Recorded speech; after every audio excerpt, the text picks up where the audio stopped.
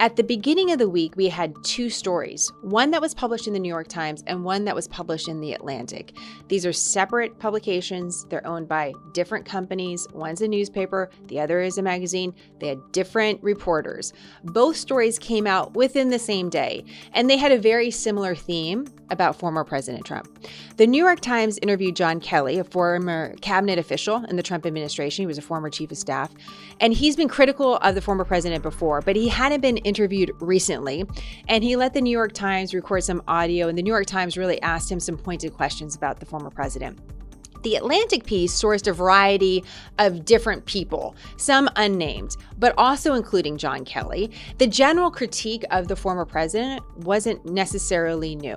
You know, I believe that over the years, whether or not you like former President Trump or you hate former President Trump, you have likely heard before that someone has referred to him as a fascist. So that's not necessarily new.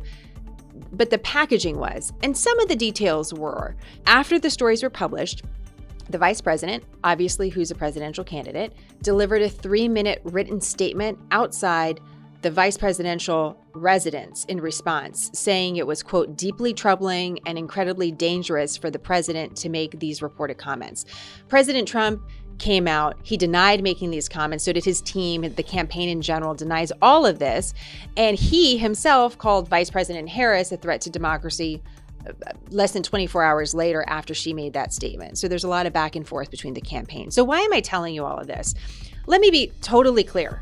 I don't think these stories should not have been published. I think you deserve to know everything about who you are voting for president, every detail. Even if one candidate denies it, it's up for you to decide who you're actually going to believe. But I have questions about the timing of these pieces just before the elections, and especially because they are so on step, they're on beat with the vice president's campaign messaging. And even if that's just simply coincidental, because that can happen, it can create a negative public perception of the media's relationship with the campaigns. And what I truly worry about most in America is that we have a free and independent press. So I wanted you to know all these questions I have surrounding this story that consumed so much of the national airwaves this week, seemingly without any questions at all.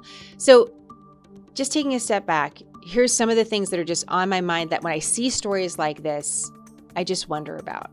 Here's the first thing. Why now? John Kelly says he felt compelled to speak on the record now because of comments made by former President Trump just recently. I would ask John Kelly, was he asked to comment now? Was he recruited to conduct the interview? Did he get paid? Does he maybe want a job in the next administration? Was he promised anything? He may have absolutely felt compelled to speak out, and nothing indicates otherwise. But I'd ask that question. I would have a responsibility to, especially at this point on your behalf, simply because of the timing. Both pieces took a lot of time to report, to write, a lot of copy editing, fact checking, probably a review by legal within these news organizations. So the fact that they were released on the same day-ish just sort of raises my antenna. I don't know what to make of it, but I have to ask that question. I also want to know more about the editorial choices behind running these stories and what's next. In reporting this news, the New York Times and the Atlantic have become the news themselves in many ways. You know, the journalists are being interviewed, for example. So to me, there's always something to move cautiously about, because when the media becomes the news, we can lose prioritizing the audience. Here's an example of an editorial choice made last election cycle where it feels like there's a good argument that the audience got lost in a media politics battle where the people were sort of left out. So if you go back to October 2020, there was a story about Hunter Biden and his laptop. It was covered by the New York Post, the Wall Street Journal, and Fox News. It was dismissed by other networks as a hit piece. For many reasons, in part because all those news organizations are owned by a more conservative-leaning media business. And to them, that felt bias.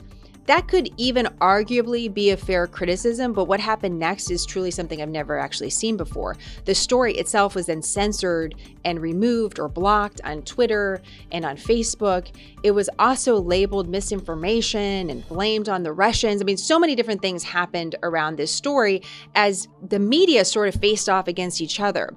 Fast forward beyond that point, parts of that story have been proven factual and actually used in court as evidence. So I mention this because this story is not the same as the one that we're talking about now, but it's an example of how the media makes editorial choices. And when the media choices become the news over what the audience needs to know, it's usually a bad formula where we've lost priority. As we get closer to Election Day, stories are going to appear more and more political, and they could be unrightly dismissed for that reason when they're actually something that you should consider.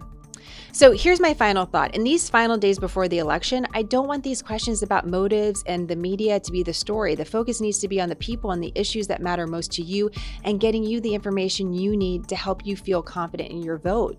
Whatever that is the reason why we have a free press. That's why it was important to our founders that we did. So maybe this story is that for you. Maybe it's providing some new information that you hadn't considered. Maybe it's not. But let me know your thoughts about media, the motivations, and the story choices that you see that are leading the news cycle.